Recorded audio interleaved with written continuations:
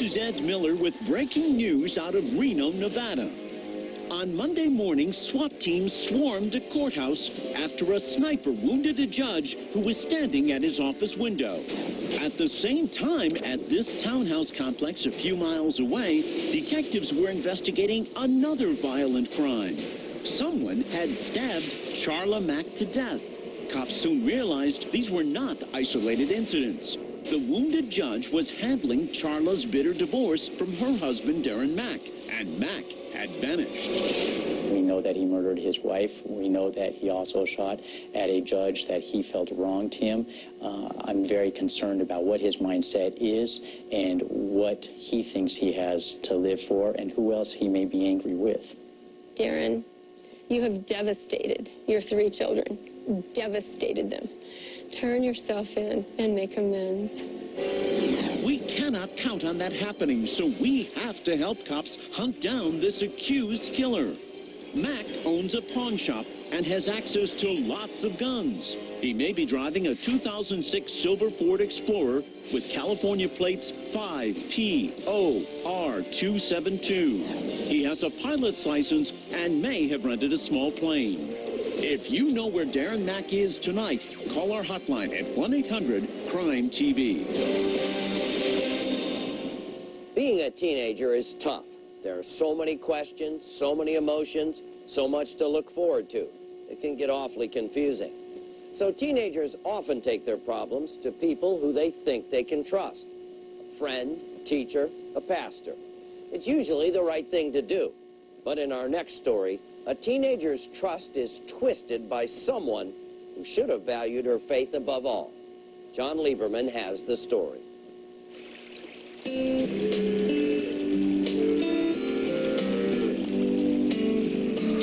Sherburne, New York, a rural, peaceful place. A place Marcia Thompson has called home forever. It's a small town. I grew up here. I grew up actually in this farm.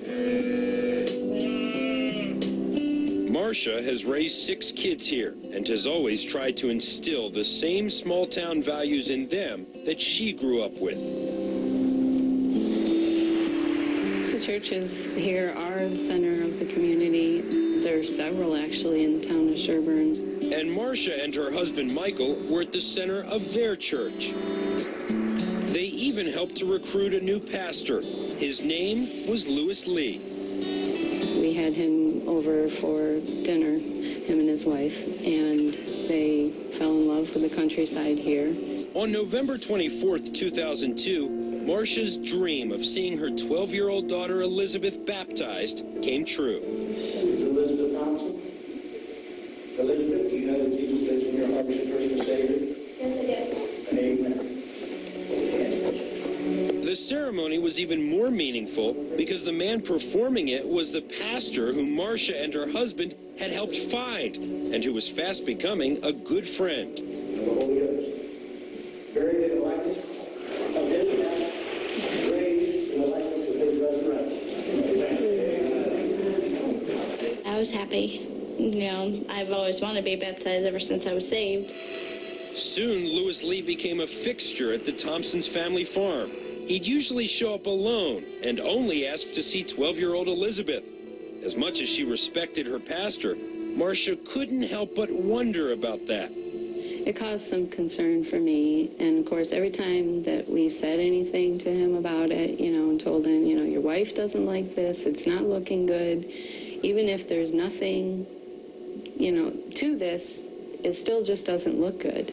I, at one point, got this really long lecture about how I was in sin for even thinking such things, and... Embarrassed, Marcia backed off and took him at his word that he was only offering Elizabeth spiritual guidance. But others saw more than that. Last year at fair time, we took him with us to the tractor pulls, and he sat right next to Elizabeth the whole time. And a friend of mine that I hadn't seen in a long time, is that your daughter Elizabeth over there? And I said, yes. And she said, well, is that her boyfriend? And I said, well, no. And it just really got Michael and I thinking, you know, that this just isn't right. That's when Marcia and her husband realized that their pastor, their friend, The man who'd baptized their child was dangerously obsessed with their teenage daughter. The final straw came when Michael discovered Lee hiding in the barn, waiting to catch Elizabeth home alone. He was out of control. Fearing for her daughter, Marcia called the police. He's a predator, and he used his worldly experience and his authority as a pastor and that trust to manipulate her. There's absolutely no question about it. Lewis Lee was charged with trespassing and stalking. Police found that he'd been using a typical predator's ploy, telling the vulnerable child she wasn't loved at home, but that he loved her and was her ticket to a better life. The church fired Lee, and the scandal rocked the little town, but it was far from over. Lee was soon out on bail, and although a judge ordered him to stay away from Elizabeth, cops say he continued acting on his sick obsession. Marcia and her husband had no idea he was still secretly seeing their daughter, still trying to brainwash her. And police say he came up with a twisted plan to make the teenage girl his forever. He carried out that plan on March 18th. Cops say, using his church-given powers, Lee conducted a wedding ceremony between himself and the girl 39 years younger than him. But there was no marriage certificate. Lee was already legally married. It was all just a sham to abduct Elizabeth and snatch her away from home.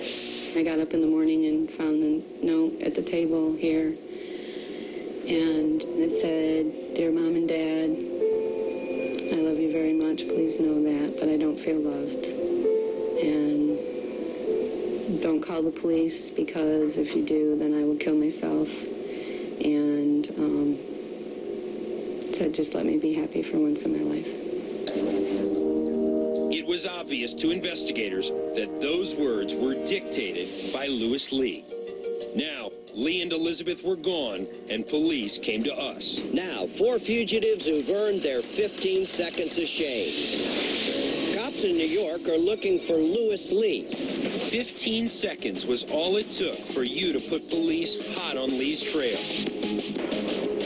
A tipster told us he'd spotted Lewis Lee in Hagerstown in western Maryland.